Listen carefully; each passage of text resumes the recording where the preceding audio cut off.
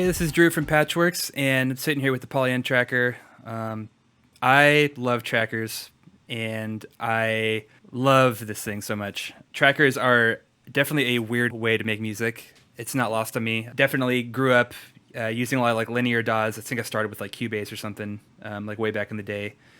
And but as soon as I found trackers, I found someone made a clone of Fast Tracker online. For those of you who have ever dabbled in trackers or used like an old Amiga, this thing is pretty much as close as you can get to like the vibe of using a tracker. Because trackers started as kind of a more accessible way to make to sequence like hardware, and also obviously it was software as well. So to see it in a hardware form is, I was a little skeptical at first. I was a little like, why? It's already software. Like, why would I need a hardware? But Polyend really did a good job of like listening, and I know a lot of those people have, sourced people from the tracking scene or have been users themselves to really develop this thing, and it really shows. The coolest thing, I think, it's definitely one of the cooler things, is that you can actually open up like old like mod files or IT files. If you use like Impulse Tracker or like Schism Tracker, you would just put it on your SD card, and then it will show up in here, and you would just go ahead and import it in, and it will import all of the data, all the samples and the volume and the pan data that you save, and it will just show up, and you can edit it here, and then when you're done, ship it on back to the computer, which is really cool if you don't like to be behind a computer all day, because I do not like being behind a computer a lot. So the fact that this thing is also USB-C powered, which means I can grab something like this, probably $80 to $100. This is a big beefy boy, but you can use the dinky one too, and it will still run. I mentioned earlier that Polyend has been listening, and that's pretty apparent in their updates. When this thing first released, it had this really cool kind of like aesthetic and workflow, but I think it was missing a lot of really good quality of life stuff for just like making music at large, and they've done a really great job at updating it. I know recently, let's see, they've always had this kind of like master limiter, but now let me go ahead and play something here. When you have the limiter going, there's now a visual representation of like what's going on. So you can see now that meter wasn't here before, and so you're doing it pretty much by ear, which you can do, but it's really helpful to have a little visual to go on. They also, as you can see here, added these two with a bass boost and a spatializer. So let's do some stuff here. Let's just unmute that. So yeah, if you can hear if I crank this, like it's pretty subtle actually. Like it doesn't sound too like artifacty or too much, but you can definitely hear the frequencies boosting quite a bit. And yeah, basically what that sounds like. One of my favorite things about the tracker, though, is the song mode, which I'll go into right now.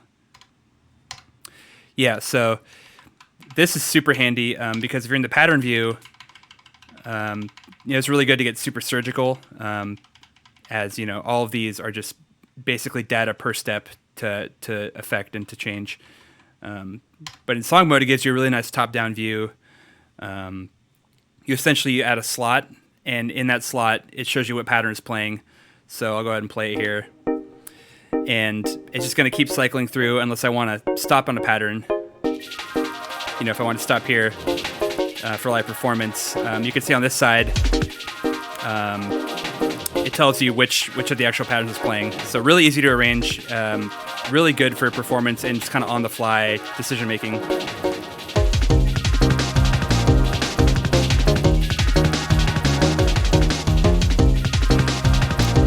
And with this also comes a really, really cool performance mode. And if you go into performance mode from here, it'll keep looping whatever pattern you're on.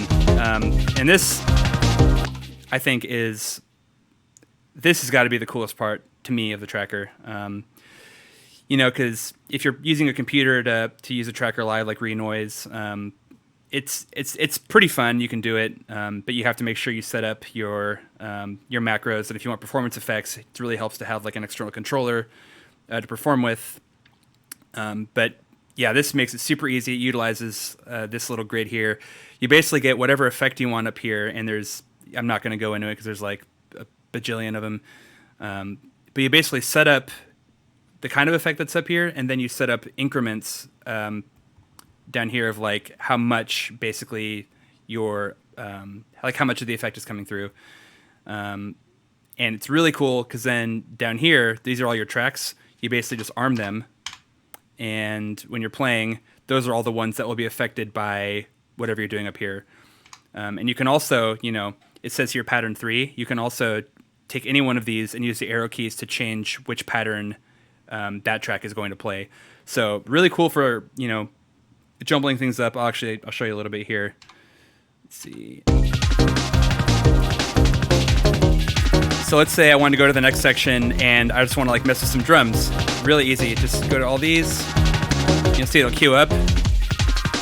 Yeah, so now we got this really cool little part here.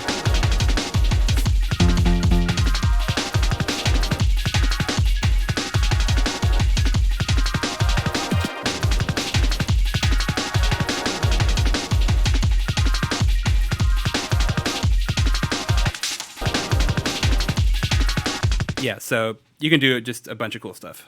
All right, yeah, so I kind of, for this video, I made a couple little pattern examples. I'm just going to let this one play, and then I can show you what I did. It's a little chaotic, but it's meant to be, stuff's going to come in and out a little bit later. But yeah, so it sounds like this.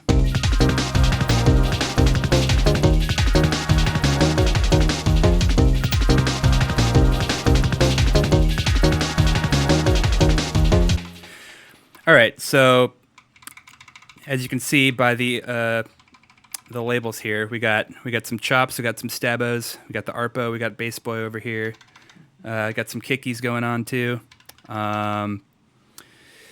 Yeah, so this looks like insane, like alien number, like ritualistic. I don't even know. Like when I first was using trackers, I had no idea what this meant.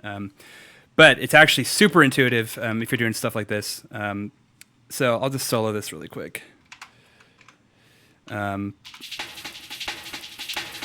So essentially what I'm doing is, well, first I'll explain this little P over here. So you have what's called track effects, and you have 2 slots for them per track. So essentially what I'm doing is, as this is scrolling, I'm telling it to pan from left, all the way to left, all the way to the right. And then let me pull up this menu here. You can kind of see you have a ton of different kind of things, and they all kind of work on the same principle of, you get like a letter that represents it, and then a number to show, how much you're affecting it.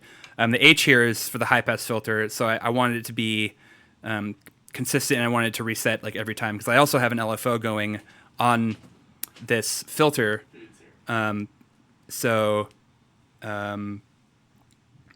Yeah, I have the LFO going on the filter, and basically this tells it to go back to this point. And then for this sample, if you go into the sample editor here, sample playback. Yeah, so I essentially just chopped up manually this kind of cool little drum loop. And we're not in the pattern view. Basically all these notes like C2, E2 just represent which slice I used to play it. So really easy to get some cool groovy stuff going there. Let's put the stabos in here. See what the stabos are doing.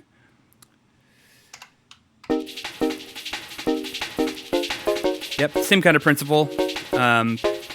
One thing to note is all these tracks are monophonic. So if you want to do any polyphonic stuff, you'd have to spill it over into an adjacent track or just another track in the pattern view.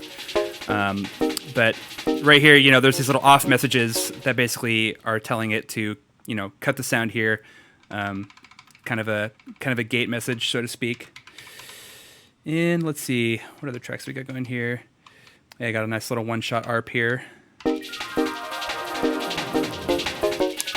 And I think it goes a little bit longer than this too, but because it's monophonic, that's one of the really nice things is you don't have to like tell everything necessarily to cut.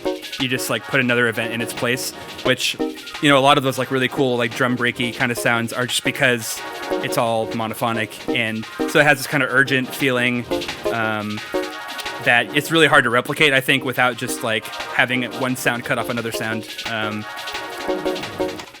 Yeah, and that's basically all that's going on here. You know, we have some bass boy and some kickies going on here too.